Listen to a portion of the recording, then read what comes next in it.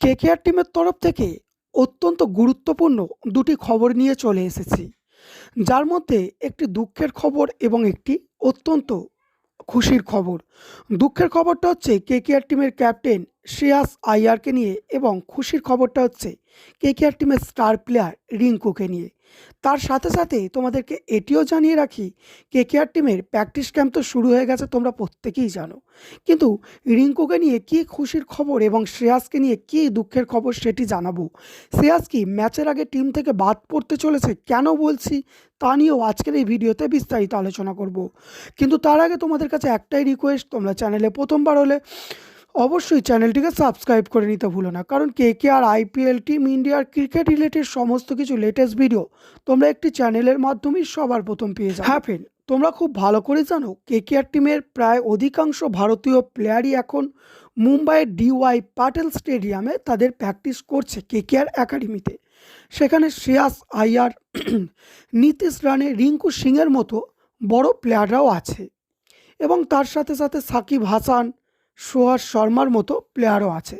অর্থাৎ ভারতীয় প্লেয়াররা প্রায় 99% সেখানে চলে এসেছে, কিছু প্লেয়ার এখনও আসতে বাকি আছে। সেখানেই অভিষেক নায়ার তাদের তত্ত্বাবধান করছে, এবং কোচ চন্দ্রকান্ত পণ্ডিতও এসে উপস্থিত হয়ে গেছে ইতিমধ্যে।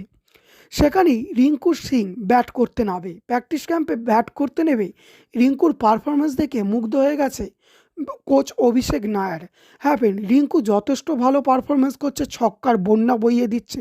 শুধু তাই নয়, রিঙ্কু যেমন তেমন করে ছক্কা মারছে, মানে এক হাতে পর্যন্ত রিঙ্কুর ছক্কা মারার ভিডিও ভাইরাল হচ্ছে। তো এ থেকেই বোঝা যাচ্ছে যে রিঙ্কু নিজেকে দিনের পর দিন কত বেহতার করছে, অর্থাৎ কত বেটার করে তুলছে নিজেকে। তো রিঙ্কু যদি কেকেআর টিমের মানে যেরম প্র্যাকটিস ক্যাম্পে তার ফর্ম দেখা যাচ্ছে, সেরম ফর্মে যদি থাকে, তাহলে কেকেআর টিমের আন্দে রাসেলের পর 1 নম্বর ফিনিশার হয়ে যাবে রিঙ্কু সিং। আর রিঙ্কু সিংকে তোমরা অবশ্যই এবারে ফিনিশার হিসাবে, ভালো ফিনিশার হিসাবে দেখতে পাবে, এটা তোমাদের জানিয়ে রাখছি, তোমরা লিখে রাখতে পারো। তো রিঙ্কুর এই পারফরমেন্সের কথা শুনে তোমাদের কেমন লাগলো অবশ্যই কমেন্টে জানাবে, এবং রিঙ্কুকে ফিনিশার হিসাবে তোমরা কত নম্বরে ব্যাট করতে দেখতে চাও সেটিও কমেন্টে জানাতে ভুলো না। এবার যদি দুঃখের খবরের কথা বলা যায়, সেটা হচ্ছে শ্রেয়াস আইয়ারকে নিয়ে। তোমাদের জানিয়েছিলাম ইংল্যান্ডের সাথে টেস্ট ম্যাচ চলাকালীন শ্রেয়াস আইয়ারকে রঞ্জি খেলতে বলা হয়েছিল, কিন্তু সে রঞ্জি খেলেনি, ডাইরেক্ট কেকেআর একাডেমিতে চলে এসেছিল। যার কারণে জয় সাহা সহ বিসিসিআইয়ের বেশ কিছু ম্যানেজমেন্ট শ্রেয়াস আইয়ারের ওপর কিছুটা রেগেছিল, এবং জানা গিয়েছিল তাকে ব্যান্ড করতে পারে, কিন্তু ব্যান্ড করেনি। অবশেষে ইন্ডিয়ার সেন্ট্রাল কন্ট্রাক্ট থেকে শ্রেয়াস আইয়ার এবং ঈশান কিষান এই দুই প্লেয়ারকে বাদ দিয়ে দেয়, যেখানে শ্রেয়াস আইয়ার বার্ষিক 3 কোটি টাকা পেত এবং ঈশান কিষান 1 কোটি টাকা পেত।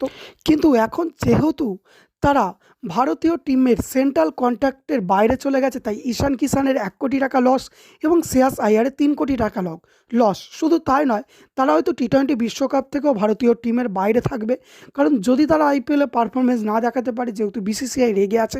আর অনেক তরুণ ট্যালেন্ট এসে গেছে, যেরকম শিবম দুবে, যশস্বী জাসওয়ালের মতো প্লেয়ার। তো সেক্ষেত্রে শ্রেয়াস আইয়ার, ঈশান কিষান সম্পূর্ণরূপে ভারতীয় টিম থেকে এখন বাদ পড়তে পারে, যদি তারা পারফরমেন্স ভালো না দেখায়। তো এটা অবশ্যই অত্যন্ত একটা বাজে খবর শ্রেয়াস আইয়ারের জন্য এবং কেকেআর ফ্যানদের জন্য, কারণ সে কেকেআরের জন্যই কেকেআর একাডেমিতে এসেছে প্র্যাকটিস করতে। তো এই ছিল আজকে সম্পূর্ণ নিউজ। তোমাদের কেমন লাগলো অবশ্যই কমেন্টে জানাতে ভুলো না। আশা করি ভালো আছে, ভালো থাকবে, দেখা হচ্ছে পরের ভিডিওতে।